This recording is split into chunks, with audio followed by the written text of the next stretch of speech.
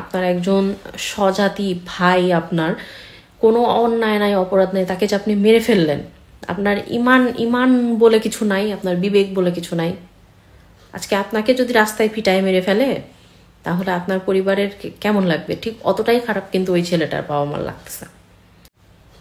এটা তো মানে পৃথিবীর ইতিহাসে বোধহয় বিরল যে স্টুডেন্টরা তাদের অধিকার আদায়ের জন্য রাস্তায় নামছে আর তাদের উপরে এভাবে ঢালাওভাবে মানে গাড়ি চালায় চলে যাচ্ছে। দেখলাম একটা ভিডিওতে, দেখলাম যে মানুষের উপর দিয়ে গাড়ি চালায় চলে যাচ্ছে। এটা কোন দেশে আছি আমরা? আমরা কি আসলে স্বাধীন দেশে আছি? আমরা খুব বড় বড় বাতেলা দেই, 50 বছর 100 বছর উদযাপন করি আমরা স্বাধীনতার। কিসের স্বাধীনতা? বাচ্চা নিয়ে রাতভর জাগতে হয়, তো যার কারণে ঘুম থেকে উঠতে একটু লেট হয়ে যায়। তো আজকে কেন যেন ভাল লাগতেছিল না, কারণ সারা রাতই মোটামুটি যখনই জাগছি তখনই একটু একটু করে ফেসবুকে যখন ঢুকছি দেখতেছি নিউজ ফিডে নানান রকম নিউজ আসতেছে। ভোরবেলা আমার বোন, আমার কাজিন, ও হচ্ছে বাড্ডার ওইদিকে ওর বাসা, তো ও আমাকে ভিডিও পাঠাইছে, একদম ওর বেলকনি থেকে করা ভিডিও। তো অবস্থা দেখে এতটা খারাপ লাগলো যে আমি কালকে একটা এই ব্যাপারে ভিডিও মেক করছিলাম, ভাবছিলাম আজকে আপলোড দিব।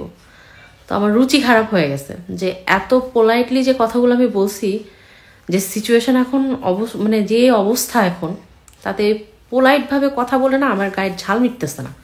যার কারণে আমি ভাবছি যে না, ওই ভিডিওটা আমি দিবই না। হ্যাঁ, কি বলবো, কিছু করতেও পারতেছি না, দেশেও নেই আমরা, তো আমাদের পক্ষে তো সম্ভব না যে সরাসরি কোনো অ্যাক্টিভিটিস করা। কিন্তু মানে এতটা খারাপ লাগতেছে যে 2-4টা কথা যদি না বলি তাহলে সেটা মানে একজন বাঙালি হিসাবে, বাংলাদেশের একজন নাগরিক হিসেবে সেটা অন্যায় হয়ে যাবে। আচ্ছা, আপনাদের কি মত আপনারা একটু কমেন্ট বক্সে জানাবেন তো, যে আমরা তো বাংলাদেশের নাগরিক, অবশ্যই আমাদের অধিকার আছে যে যে কোনো পরিস্থিতি সম্পর্কে কমেন্ট করা।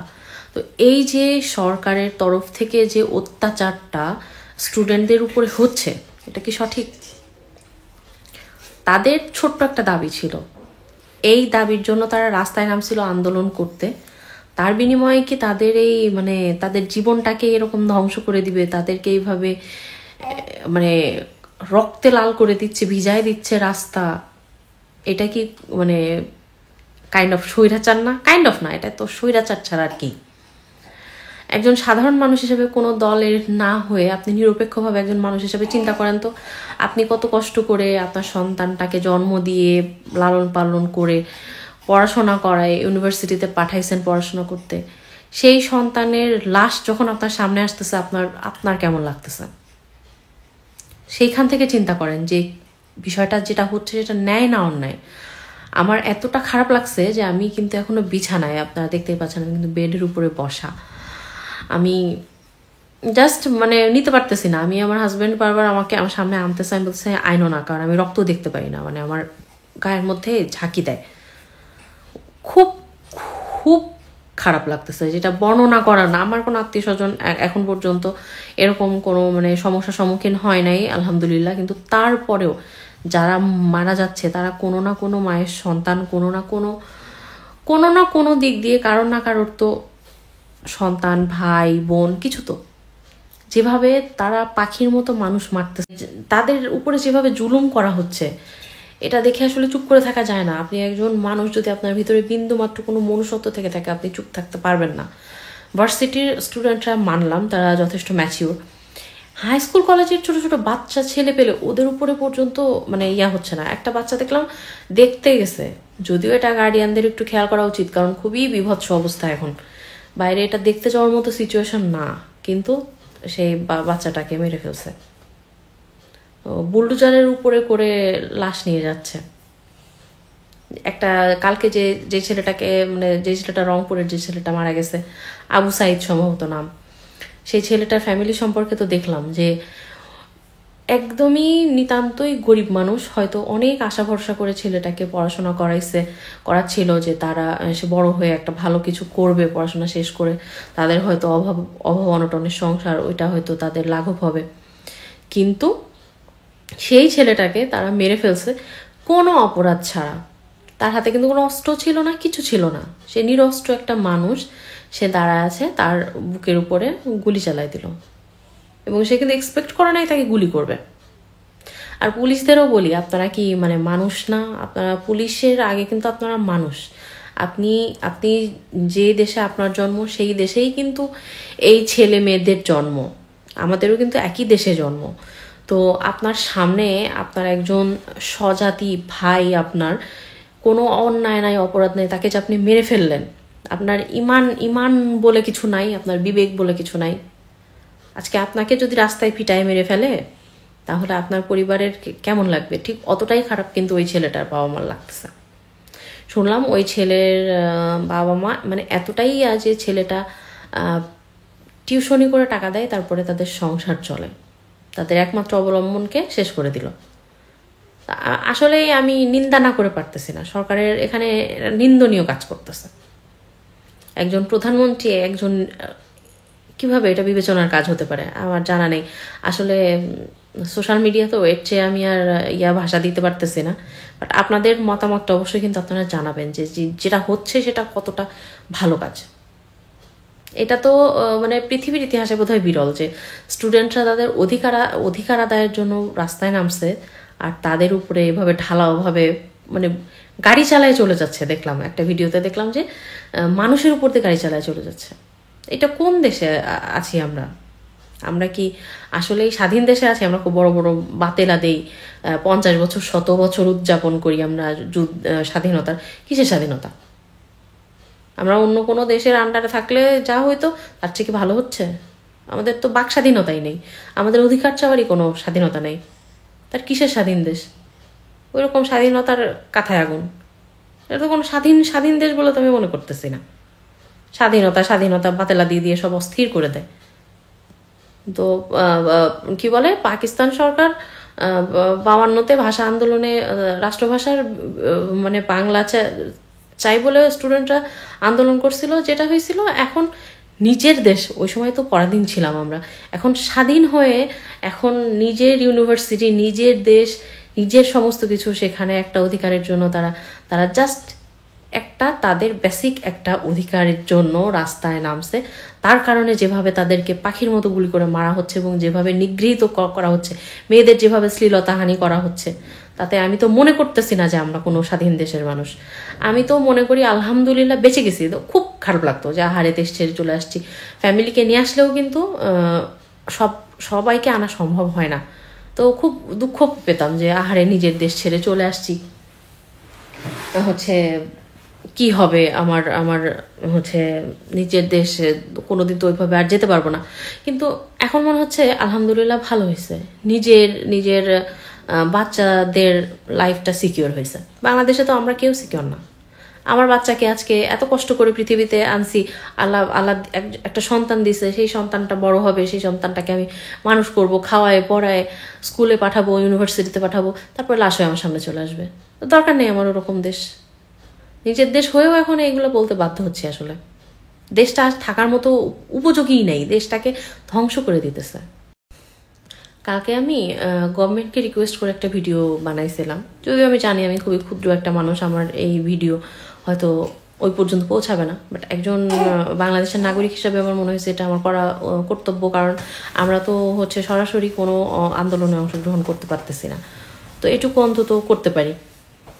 কিন্তু আজকে সকাল থেকে যে সিচুয়েশন দেখতেছি, সোশ্যাল মিডিয়া ভর্তি যে অবস্থা এবং প্রধানমন্ত্রীর যে ভাষণ শুনলাম, তাতে আমার রুচি নেই যে তাকে অনুরোধ করার। কারণ সে একজন মা, তার সন্তান নাই, তার নাতি নাতনি নাই, তার নাতি নাতনির বয়সী ছেলে মেয়েদেরকে এভাবে পাখির মতো গুলি করে মারতেছে, সে চোখে দেখে না?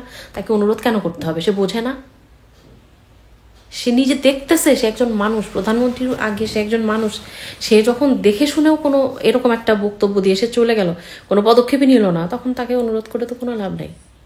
এখন সাধারণ জনগণকেই বলবো আপনাদেরই কিছু করতে হবে। কারণ আমরা যারা, অনেকে বলবে যে হ্যাঁ দূরে বসে অনেক কথা বলা যায়। এখন বাইরে বাংলাদেশের এমন সিচুয়েশন নাই যে আমরা যারা দেশের বাইরে থাকি সবাই যদি দেশে চলে আসি, তো আপনারা যতটুকু ভাত পাচ্ছেন ওইটুকুও পাবেন না, এরকম একটা অবস্থা। মানে দেশের সরকারের ক্ষমতা নাই আমাদের সবাইকে খাইতে দেয়া, সব কর্মসংস্থান করা। দেখতেছেন না যে মারামারি ফাটাফাটি লেগে গেছে? তাই যদি কয়েকটা মাস রেমিটেন্স পাঠানো বন্ধ থাকে, তো সরকার তো এমনিতেই দেশ তো ডিস্ট্রয় হয়ে গেছে, আরও ডিস্ট্রয় হয়ে যাবে। তার উপরে কি বলে, এদেরকে আবার গালিগালাজ করা হয়, যারা প্রবাসী তাদেরকে নানা রকম বাজে বাজে কথা বলা হয়। তো এগুলা এই জন্যই বলতেছি যে অনেকে হয়তো কমেন্ট করবে যে দূরে বসে ডায়লগ। তো আমরা কিন্তু সুখ করতে আসিনি, আমরা কিন্তু নিজের কর্মসংস্থানের জন্যই আসছি। তো যেটা বলতেছি যে আমাদের যতটুকু হাতে আসে অতটুকু আমরা অবশ্যই করব। আর আপনারা যারা দেশে আছেন আপনাদেরকে বলবো যে অন্তত আপনারা যদি একদম সশরীরে সাহায্য করতে না পারেন, তাহলে অন্তত পক্ষে তাদেরকে মনোবল দিয়ে হলেও সাহায্য করবেন। কারণ যে অবস্থা দেখতেছি স্টুডেন্টদের, তো আমি বিন্দুমাত্র কোনো দোষও দেখতে পাচ্ছি না। এটা তো সম্পূর্ণ দোষ আমি মনে করি গভর্নমেন্টের। কারণ এই সমস্ত আমাদের আশেপাশে প্রচুর দেশ আছে, আমরা তো দেখতেছি, যেহেতু আমরা বহির্বিশ্বের একটা ভালো একটা কান্ট্রিতে আমরা আছি, তো আমরা তো অন্যান্য দেশের খবর টুকটাক রাখি। অনেক দেশে যুদ্ধ হয়েছে, অনেক দেশেই মুক্তিযুদ্ধ আছে, কই তাদেরকে তো কোটা দিয়ে এইভাবে আম গাছে উঠায় দেওয়া হয় না। আর যারা মুক্তিযোদ্ধা, আমার নিজের আত্মীয় স্বজনের মধ্যেও আছে মুক্তিযোদ্ধা, কমান্ডার পর্যন্ত আছে, কিন্তু কই তারা তো এই নিয়ে এর পক্ষে কথা বলতেছে না। তাহলে তারা চায় না, গভর্নমেন্ট কেন চায়? আমার এটাই বুঝে আসতেছে না, এবং প্রধানমন্ত্রী কালকে বললেন যে তার স্বজন মারা গেছে। আপনার যখন স্বজন মারা গেছে তখন তো আপনার আরও রেসপন্সিবিলিটি দাঁড়ায় যে তাহলে স্বজন মারা গেলে কতটা কষ্ট হয়, তাহলে আর 5 জনের যাতে স্বজনহারা হতে না হয়। আপনি কি করতেছেন? তাহলে কি আপনি চাচ্ছেন যে আপনি স্বজনহারা হয়েছেন দেখে ঘরে ঘরে স্বজনহারা হয়ে যাক সবাই? এই যে ছোট ছোট বাচ্চারা, তারপরে যে ইউনিভার্সিটি পড়ুয়া যে স্টুডেন্টরা যে এভাবে যে গুলি করে করে মেরে ফেলা হচ্ছে, এদের ক্ষতিপূরণ কি আপনি করতে পারবেন? হয়তো সবকিছু থেমে যাবে একসময়, কিন্তু এই যে মাঝে যে মারা সন্তানহারা হবে, এগুলো আপনি ফেরত দিতে পারবেন? পুলিশ একদম কোনো কথা নেই, গুলি করে দিতেছে। এগুলা কি সরকারের অনুমতি ছাড়া হয়? সরকার যদি অ্যাকশন নেয় যে কোনো স্টুডেন্টের গায়ে হাত দেওয়া যাবে না, তাহলে কি তারা করতে পারে? এটা পারে না। তো আপনারা বিবেকবান মানুষ, আপনারা নিজের বিবেক দিয়ে বিচার করেন এবং কমেন্টে জানান যে আপনাদের কি মত। আমি বললাম তো, অনেক কিছু বলতে ইচ্ছা করতেছে, কিন্তু অনেক কিছু বলতে পারতেছি না, বলা যায় না, তাই বলতে পারতেছি না। এটা সোশ্যাল মিডিয়া, তাই সব কিছু বলা যায় না, কিন্তু ভেতরে মনে হচ্ছে যে নিজের গায়ের চামড়া টেনে তুলে ফেলি, এই পরিমাণে রাগ লাগতেছে। যেটা বললাম না, যে উঠেই যে জিনিসগুলো দেখছি, আমি কিচেনে যে আমি কাজ করতেছি আর আমি ওই ভিডিওগুলো দেখতেছি, আমি নিতে পারি নাই। পরে আমি আমার হাজব্যান্ড আমাকে দেখাচ্ছিলাম, বললাম না আমাকে দেখানো, আমি এগুলো দেখতে পারি না। পরেই তো বিছানায় বসেই আর কি এই ভিডিওটা বানাচ্ছি। যাই হোক, আমার আর কোনো কথা বলার রুচি আসতেছে না, আর আমি ফেসবুকে ঢুকতে পারতেছি না। ফেসবুকে ঢুকলেই যে এগুলো আর নিউজ চ্যানেল, আল্লাহর ওয়াস্তে বিটিভি, আমার তো মনে হয় ওইটারে আগে উঠায় দেওয়া উচিত। বিটিভিতে কিসের বাম্পার ফলন, আমের বাম্পার ফলন, জামের বাম্পার ফলন, এটা একটা নিউজ চ্যানেল? অন্ধ কত রকম কি হয়। যদি এই ফেসবুক ইউটিউব না থাকতো, তাহলে তো আমার মনে হয় আসল নিউজটাই মানুষের কান পর্যন্ত আসতো না। এটা কোনো স্বাধীন দেশের নমুনা হতে পারে না, এটা কোনো একটা সুষ্ঠু বিচার, সুষ্ঠু একটা একটা ভালো গভর্নমেন্টের আন্ডারে একটা দেশ কখনো এরকম হতে পারে না। আমি বললাম তো, বিশ্বের বিভিন্ন দেশ আছে যেখানে স্টুডেন্টরা অনেক বিদেশ থেকে স্টুডেন্ট নিয়ে আসে তারা পড়াশোনা করার জন্য, কিন্তু তারা অ্যাটলিস্ট এই কাজটা করে না যে তাদের স্টুডেন্টদেরকে চেতায় খেপায় তাদের অধিকার নষ্ট করে কিছুই করে না। কই, এখানে তো কোনো আন্দোলন হয় না। আর এখানে যে কোনো আন্দোলন হলে তারা সাদরে সেটাকে অ্যাকসেপ্ট করে, তারা বিবেচনা করে। তো যাই হোক, আর কথা বাড়ায় লাভ নেই। দোয়া করেন শুধু, আর যারা যতটুকু পারেন ওদেরকে হেল্প করার চেষ্টা করেন। আল্লাহর কাছে দোয়া করি যে আল্লাহ, ওরা যদি সঠিক হয়, এবং অবশ্যই ওরা সঠিক আমরা জানি, আল্লাহ ওদের জয়যুক্ত করুক। তো ঠিক আছে, আজকের মতো বিদায় নিচ্ছি। আর কথা বলার ইচ্ছাও নেই, ভালো লাগতেছে না। তো আগামী দিনে নতুন কোনো টপিক, যদি পরিবেশ শান্ত হয়, ইনশাল্লাহ নতুন কোনো টপিকে ভিডিও করব। তো ততক্ষণ পর্যন্ত ভালো থাকেন, সুস্থ থাকেন। আল্লাহ হাফেজ।